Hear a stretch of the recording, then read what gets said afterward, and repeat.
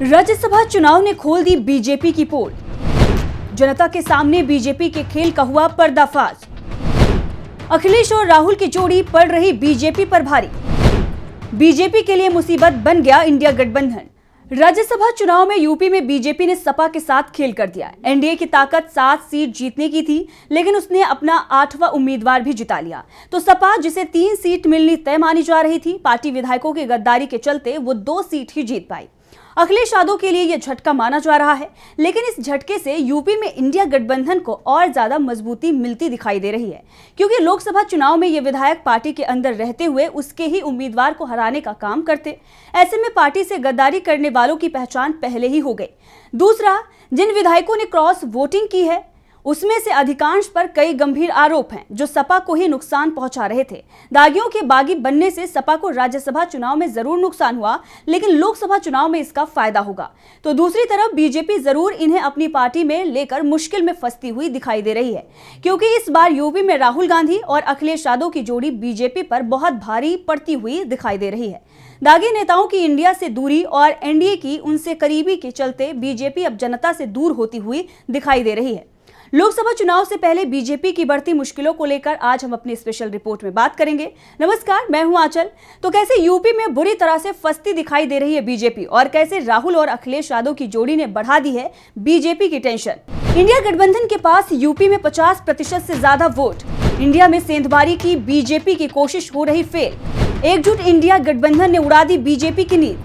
UP में BJP के लिए बढ़ गई है मुश्किलें। कांग्रेस और सपा के गठबंधन के बाद से ही बीजेपी की नींद उड़ी हुई थी, क्योंकि राज्य में जो समीकरण बनते दिखाई दे रहे हैं उसमें यह गठबंधन 50% से भी ज्यादा वोट हासिल करता दिखाई दे रहा है। अगर जातीय समीकरण को ही देख लें तो यूपी में 20% मुस्लिम, 10% यादव वोट पूरी तरह से इस गठबंधन के साथ जुड़ गया है। अन्य पिछड़ा वर्ग का भी हिस्सा और कांग्रेस के साथ सवर्ण जातियां भी इंडिया गठबंधन के समर्थन में आ गई हैं। जबकि पिछले करीब 1 साल में हुए तमाम राज्यों के विधानसभा चुनाव में भी साफ हो गया कि देश में दलितों का रुझान एक बार फिर से कांग्रेस की तरफ बढ़ा है। यानी लोकसभा चुनाव में बीजेपी को यूपी में बड़े झटके लगते दिखाई दे रहे हैं। राहुल और अखिलेश की लोकप्रियता भी बीजेपी को परेशान कर रही थी, और इसी के चलते पार्टी की तरफ से लगातार कोशिश की जा रही है कि इंडिया गठबंधन को कमजोर किया जाए, क्योंकि बीजेपी इस गठबंधन का सामना नहीं कर पा रही है। इसके लिए राज्यसभा चुनाव में बीजेपी ने सपा खेमे में सेंध भी लगा दी।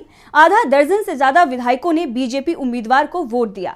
इससे सपा के हाथ से राज्यसभा की 1 सीट फिसल गई। लेकिन जब विधायकों की लिस्ट सामने आई तो उसमें यह भी साफ हो गया कि आखिर इन विधायकों ने सपा से अचानक बगावत क्यों कर दी। क्यों इन विधायकों की अंतरात्मा राज्यसभा चुनाव के समय ही जाग उठी। क्रॉस वोटिंग करने वाले अधिकांश विधायकों पर गंभीर आरोप। विधायकों पर गिरफ्तारी का भी बनाया जा रहा था दबाव। 1 सप्ताह से ही शुरू हो गया था विधायकों पर दबाव बनाने का खेल।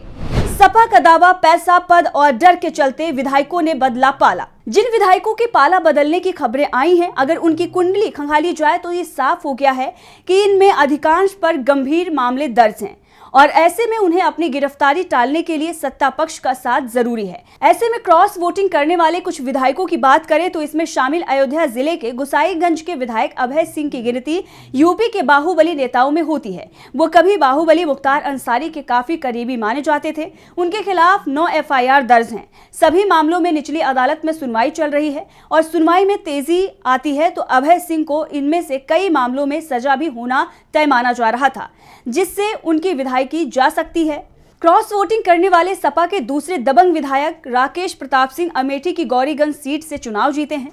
राकेश सिंह के चुनावी हलफनामे में उन्होंने अपने ऊपर 4 FIR दर्ज होने की बात कही है। ये मुकदमे सुल्तानपुर और अमेठी की निचली कोर्ट में है।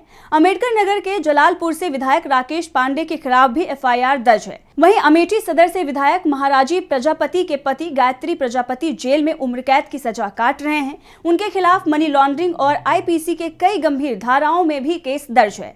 गायत्री की जमानत याचिका हाईकोर्ट से भी खारिज हो चुकी है। ऊंचाहार से विधायक मनोज पांडे और बदायूं के बिसौली से विधायक आशुतोष मौर्य को लेकर भी यही कहा जा रहा है कि बीजेपी इन्हें रायबरेली और बदायूं से लोकसभा का टिकट दे सकती है।